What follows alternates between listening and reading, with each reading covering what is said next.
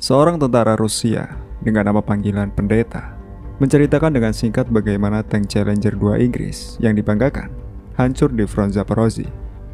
Pada awal September, kru ATGM Kornet dari resimen pengawal ke-108 Rusia dengan sangat percaya diri mencoba menyerang Challenger 2. Namun hasilnya tidak disangka, tank Challenger 2 lumpuh hanya dengan satu tembakan, kata Pendeta.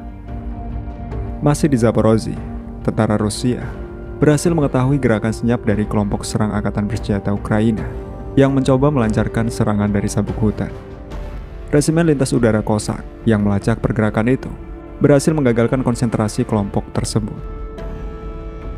Di Kupiansk, tentara Rusia dengan dukungan drone dan tembakan artileri berhasil menghalau dua serangan kelompok penyerang dari Brigade Lintas Udara ke-25 ke arah Berestovoy. Di Vremevsky, situasinya relatif tenang. Ukraina masih berusaha mengumpulkan kembali kekuatannya.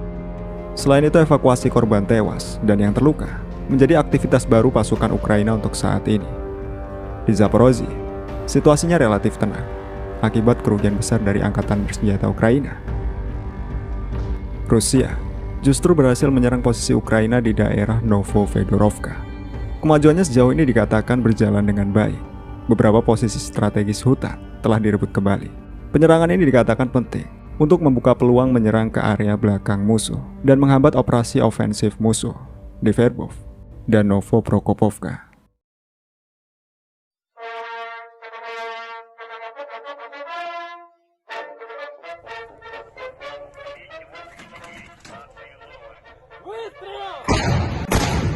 Pemerintahan Biden memperkirakan serangan balasan Ukraina hanya akan berlangsung hingga November. Pernyataan yang sama juga keluar dari Badan Intelijen Amerika Serikat yang mengatakan Ukraina mungkin akan memulai gelombang kedua serangan balasan pada musim panas 2024. Beberapa politisi Amerika percaya bahwa tentara Ukraina yang menggunakan sebagian besar pasukan cadangannya masih belum dapat menembus garis pertahanan kedua pasukan Rusia. Pernyataan lainnya keluar dari Direktur Analisis Badan Intelijen Pertahanan Amerika Serikat, Trent Maul, yang justru optimis dan mengatakan bahwa hasilnya saat ini tidak terlalu buruk. Ia mengatakan jika pasukan Zelensky berhasil mempertahankan posisinya saja, itu sudah sangat menguntungkan. Karena saat itu, angkatan bersenjata Ukraina akan memiliki modal bagus untuk melakukan terobosan pada tahun 2024 nanti. Tentara bayaran Amerika Serikat, Matthew Van Dyke, juga setuju dengan pendapat itu dan menambahkan, jika F-16 Amerika Serikat tiba tahun depan, ia yakin bahwa jalannya pertempuran akan berubah. Terlepas dari optimisme beberapa orang, Ukraina faktanya telah menghabiskan sumber daya manusianya dengan kecepatan penuh, dan ini berdampak pada kualitas rekrutan yang menurun.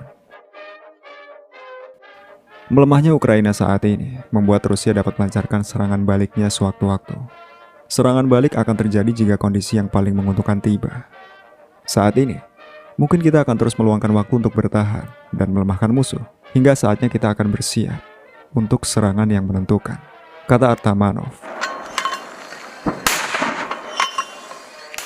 Senada dengan apa yang dikatakan Artamanov, pakar militer lainnya, Alexander Bartos, mengatakan bahwa Ukraina kekurangan sumber daya yang akut, dan cepat atau lambat, Rusia akan melancarkan serangannya sendiri. Karena pertahanan, betapapun bagusnya itu, tidak akan memenangkan konflik. Militer Rusia pasti memahami hal ini dengan sangat baik untuk mempersiapkan operasi pada waktu yang tepat, kata Bartos. Sementara itu, kesepakatan damai atau pembekuan konflik dikatakan tidak akan terjadi, karena hal itu justru dianggap tidak akan menguntungkan bagi Rusia. Saat ini Rusia telah memilih taktik memerangi perang gesekan Ukraina, yaitu berupaya mencapai tujuannya, bukan dengan serangan kilat, tetapi berencana memulai dengan keunggulan potensi sumber daya. Itulah sebabnya, sekarang di arah Zaporozhye, pasukan Rusia berada dalam pertahanan aktif, dengan menghancurkan pasukan peralatan barat, menghancurkan potensi industri, pelabuhan, dan energi Ukraina. Jika konflik ini dihentikan sekarang, maka diprediksi, Ukraina justru akan mempunyai kesempatan untuk mengganti kerugiannya.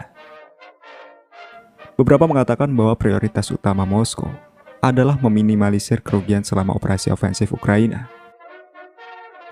Melancarkan serangan skala penuh bukanlah hal yang mustahil bagi Rusia, kata Scott Ritter. Juga tidak menampik kemungkinan bahwa serangan Rusia pada saatnya nanti akan mengakibatkan pasukan Ukraina terpaksa keluar ke tepi sungai Dnieper.